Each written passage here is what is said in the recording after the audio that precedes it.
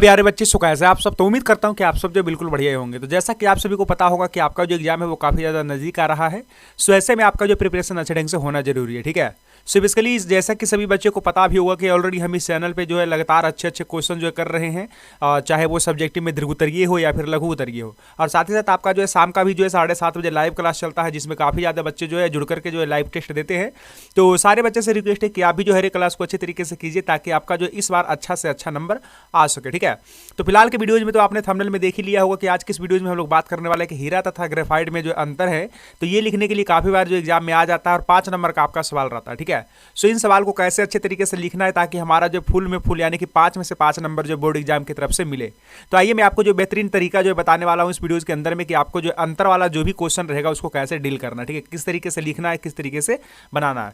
सो फिलहाल यहाँ पे हम लोग बात करने वाले हैं हीरा तथा ग्रेफाइट में अंतर, जो कि काफ़ी ज़्यादा इंपॉर्टेंट सवाल है, एकदम बोर्ड एग्जाम के पॉइंट ऑफ व्यू से काफ़ी ज़्यादा VVI है, ठीक है। दिस इज VVI, आपको तो इसको याद करना ही करना है। तो सबसे पहली बात, आपके पेपर में जो कुछ इस तरीके का क्वेश्चन रहेगा कि हीरा तथा ग्रेफाइट में अंतर लिखें। तो हो सकता है क्वेश्चन 3 नंबर का रहे या फिर 5 नंबर का भी जो है रह सकता है, ठीक है। तो ध्यान से मेरी बातों को सुनिए। अगर 5 नंबर का क्वेश्चन रहेगा तो मिनिमम आपको 5 पॉइंट लिखना ही लिखना है, तभी आपको 5 नंबर मिलेगा, ठीक है। 1 पॉइंट का 1 नंबर, यानी कि 5 पॉइंट का 5 नंबर हो गया, ठीक है। अगर ये क्वेश्चन 3 नंबर का रहा तो 3 नंबर के लिए आपको कम से कम 3 पॉइंट लिख ले। लेकिन अगर कोई स्टूडेंट 4 पॉइंट भी लिख देता है तो ऐसा नहीं कि उसको 4 नंबर मिलेगा, क्योंकि अगर क्वेश्चन 3 नंबर का है तो 3 ही नंबर मिलेगा, ठीक है जी। तो चलिए, सबसे पहली बात आपको करना क्या है कि आपका जो कॉपी है यहाँ पे से शुरुआत करना है उत्तर की हीरा तथा ग्रेफाइट में निम्न अंतर है, और एक तरफ आपको जो हीरा लिख देना है, दूसरा तरफ आपको ग्रेफाइट लिख देना है, ठीक है। ये हमारा बेस्ट तरीका होता है अंतर लिखने के लिए। और बहुत बच्चे पता है क्या करते हैं कि एक बार हीरा के बारे में 3-4 बातें लिख दिए, उसके बाद ग्रेफाइट के बारे में 3-4 बात लिख दिए। तो वो भी तरीका ठीक ही है, लेकिन इतना ज़्यादा अच्छा नहीं है, ये थोड़ा सा देखने में भी अच्छा लगता है। तो इसीलिए हम लोग जो इस मेथड का जो है प्रयोग करेंगे, ठीक है। आपको क्या करना है, एक तरफ हीरा लिख देना है कॉपी के, और दूसरी तरफ जो है आधा करके ग्रेफाइट लिख देना, ठीक है। आइए अब हम लोग बात करते हैं कि इनका जो भी चीज़ें हैं, जो भी डेफिनेशन है, वो आप उस चीज़ को लिखते जाइए बारी बारी से। और हो गया इन दोनों के बीच अंतर, ठीक है। तो सबसे पहली बात, हीरा। तो सभी बच्चों को पता होगा कि हीरा जो एक चमकदार पारदर्शी ठोस पदार्थ है। अभी मैं आप सबको यहाँ पे जो दिखाना चाहूँगा, यहाँ पे फिगर देख सकते हो, ये हमारा हीरा है, ठीक है। देख सकते हो कितना एकदम चमकीला है। और ये हमारा ग्रेफाइट है, जिसका उपयोग देखिए पेंसिल में जो है किया जाता है, ठीक है। ये जो आप पेंसिल में देखते हो ना, ये नुकीला ब्लैक कलर का, जिससे आप जो लिखते हो कॉपी पे, तो ये हमारा ग्रेफाइट का ही होता है, और ये हमारा हीरा है, ठीक है। तो आइए हम लोग बारीकी से समझते हैं, और इसका जो डिफरेंस तो आपको समझ में आ ही जाएगा। सो सबसे पहले हमने बात किया कि जो हीरा जो है ये चमकदार जो है पारदर्शी ठोस पदार्थ है। यहाँ पे आप देख सकते हैं कि चमकदार के साथ साथ क्या है, पारदर्शी, यानी कि अगर इस तरफ से देखेंगे तो दूसरा तरफ भी जो है दिखेगा। यानी कहने का मतलब प्रकाश की किरण को एक तरफ से भेजेंगे तो दूसरा तरफ निकल जाता है, ठीक है। तो इसका मतलब होता है पारदर्शी, सभी बच्चों को पता होगा। तो हीरा क्या है, चमकदार और पारदर्शी ठोस पदार्थ है। लेकिन अगर हम ग्रेफाइट की बात करें, 1 मिनट अलार्म बज रहा है, चलो। लेकिन अगर हम ग्रेफाइट की बात करें तो ग्रेफाइट क्या है कि ग्रेफाइट जो गहरे भूरे तथा काले रंग का ठोस पदार्थ है। आप देख सकते हो कि गहरे भूरे रंग का काला जो है ठोस पदार्थ है, ये देखो गहरा और थोड़ा सा भूरा रंग का, ठीक है। तो ये हमारा क्या है, ग्रेफाइट है। आइए आगे बढ़ते हैं नेक्स्ट अंतर की तरफ।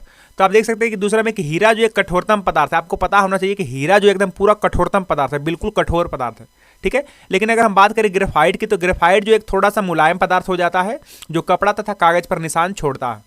कपड़ा पे देखो हम पेंसिल का इस्तेमाल करते हैं लिखने के लिए, लेकिन अगर ये जो ग्रेफाइट है इसका इस्तेमाल अगर आप कपड़ा वगैरह पे भी करना चाहोगे तो कपड़ा पे जो इजीली इसका जो इस्तेमाल किया जा सकता है, मतलब लाइन वगैरह खींचने के लिए, ठीक है। तो जो हमारा ग्रेफाइट है ये थोड़ा सा मुलायम पदार्थ है, लेकिन हीरा की अगर हम बात करें तो हीरा जो बिल्कुल एकदम कठोरतम पदार्थ है। तो हो गया हमारा 2 अंतर। और तीसरा नंबर में आपको क्या लिखना है कि इसमें कार्बन का प्रत्येक परमाणु 4 कार्बन परमाणुओं से जुड़ा होता है। जो हीरा होता है हमारा, तो हीरा के अंदर देखो, सबसे पहली बात मैं आपको एक चीज बताता हूं कि ये जो दोनों हीरा और ग्रेफाइट है ना, तो हीरा और ग्रेफाइट कार्बन के प्रूफ है। किसके प्रूफ है, कार्बन के, ठीक है। कभी कभार अगर क्वेश्चन भी आए कि हीरा और ग्रेफाइट जो किसके प्रूफ है, तो कार्बन के बोलना, ठीक है। वैसे 10वीं कक्षा में जो पढ़ना है हम लोगों को कि कार्बन के कितने प्रूफ है, तो 2 ही प्रूफ है, एक तो हो गया हीरा और दूसरा हो गया ग्रेफाइट। लेकिन 11वीं कक्षा में आपको 3 प्रूफ के बारे में पढ़ना है कि कार्बन के 3 प्रूफ होते हैं, एक हीरा, दूसरा ग्रेफाइट और तीसरा फुलेरीन। 10th क्लास में नहीं पढ़ना, ठीक है। तो सबसे पहली बात आपको पता होगा कि कार्बन के मुख्यतः जो है 4 संयोजी इलेक्ट्रॉन होते हैं, संयोजकता 4 होती है, इसके 4 हाथ होते हैं। तो जो हमारा हीरा होता है तो इसमें कार्बन का प्रत्येक परमाणु 4 कार्बन परमाणु से जुड़ा होता है, यानी कि इसमें कार्बन के कोई भी बॉन्ड बचता नहीं है। चारों के कार्बन, यानी कि जो कार्बन है हमारा, तो इस कार्बन से अन्य 4 कार्बन जुड़े हुए रहते हैं। किसमें, तो ये हमारा हीरा में, ठीक है। इसमें कार्बन का प्रत्येक परमाणु 4 कार्बन परमाणुओं से जुड़ा हुआ होता है। लेकिन अगर हम ग्रेफाइट की बात करें तो इसमें देखिए, इसमें कार्बन का प्रत्येक परमाणु अन्य 3 कार्बन परमाणु से जुड़ा रहता है, और इसमें एक जो है खाली रहता है। ठीक है। तो यही वजह भी है, कभी कभार क्वेश्चन ऐसे भी आता है कि ग्रेफाइट जो विद्युत का सुचालक है, हीरा विद्युत का सुचालक नहीं है। क्यों?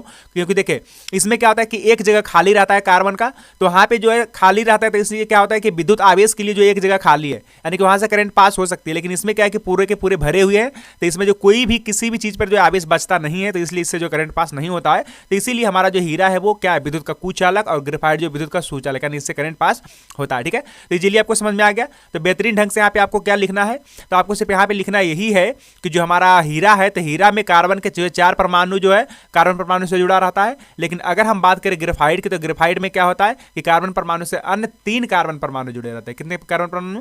3 कार्बन परमाणु जुड़े रहते हैं। ठीक है, चलिए उसके बाद आपको नेक्स्ट पॉइंट पे लिखना है कि हीरा चतुष्फलकीय के रूप में होता है। अगर इसका जो है संरचना सूत्र अगर आप देखोगे बॉन्डिंग के हिसाब से, ठीक है, तो इसका जो संरचना सूत्र होता है हीरा का, वो चतुष्फलकीय होते हैं। चतुष्फलकीय आपको समझ में आ रहा है ना। इसी तरीके से चौथा नंबर में क्या कर रहा है इधर ग्रेफाइट की तरफ से, इसका जो संरचना सूत्र अगर आप देखेंगे, तो इसका संरचना सूत्र के माध्यम से इसका जो बॉन्डिंग बनता है वो षटफलकीय बनता है। इसमें 6 पृष्ठ होते हैं। ठीक है, तो याद रखिएगा ग्रेफाइट का जो संरचना सूत्र होता है, इसका बॉन्डिंग के अवेलेबल से षटफलकीय होता है, और इसका जो होता है चतुष्फलकीय होता है। ठीक है, आइए हम लोग नेक्स्ट बात करते हैं। इसका उपयोग जो कांच काटने में तथा आभूषण बनाने में किया जाता है। हीरा का उपयोग जो जनरली कांच काटने में किया जाता है, जहाँ पे कांच वगैरह का शॉप होगा, तो वहाँ पे अगर आप देखेंगे जा करके, तो कांच को काटने के लिए एक चाकू जैसा रहता है, उसमें थोड़ा सा हीरा का जो है इस्तेमाल किया रहता है, नुकीली स्वरूप पे। ठीक है, तो उसी हीरा का जो इस्तेमाल किया जाता है कांच को काटने में, तथा आभूषण बनाने में भी जो इसका इस्तेमाल किया जाता है, क्योंकि इसका भी जो है थोड़ा चमक वगैरह अच्छा रहता है, इसलिए इसका इस्तेमाल किया जाता है। इधर अगर हम बात करें 5 नंबर में, तो इसका उपयोग जो पेंसिल, जैसे कि यहाँ पे आप देख सकते हैं पेंसिल में, तथा इलेक्ट्रोड बनाने में किया जाता है। इलेक्ट्रोड कहने का मतलब है कि बैटरी में आप देखे होंगे 2 घुंडी रहता है। ठीक है, या फिर पहले के जमाने में जो आता था निप्पो वाला बैटरी आपका, तो निप्पो वाला बैटरी में इस तरीके का एक घुंडी रहता है, उसी को हम लोग बोलते हैं ग्रेफाइट। ठीक है, या फिर आजकल के जमाने में भी जो हमारा बैटरी रहता है सेल वाला भी, मतलब क्या बोलते हैं पानी वाला भी, उसमें भी 2 घुंडी दिया हुआ रहता है, प्लस और माइनस का। ठीक है, तो वही आपका क्या है ग्रेफाइट का ही रहता है। सो बस यही 5 पॉइंट आपको लिखना है, और आपको जो बोर्ड एग्जाम में 5 के 5 नंबर मिलेंगे, एक भी नंबर आपको कटेगा नहीं। ठीक है, सो किस तरीके से आपको लिखना है, इन 5 पॉइंटों को आप अच्छे तरीके से याद कर लीजिए, ताकि आपके बोर्ड एग्जाम में एक भी नंबर नहीं कटे। ठीक है, सो उम्मीद है कि इस वीडियोस को आप अच्छे तरीके से देख करके इसमें अगर आप लिखना चाहोगे, तो इजीली आप अपने कॉपी में जो है लिख लेना, और बोर्ड एग्जाम में जाकर के एज इट इज आपको जो सब कुछ लिखना है, ताकि आपका एक भी नंबर नहीं कटे। ठीक है, सो चलिए आज के लिए बस इतना ही। मैं मिलता हूं आपको नेक्स्ट वाले क्लास में, तब तक के लिए see have a good day, bye bye.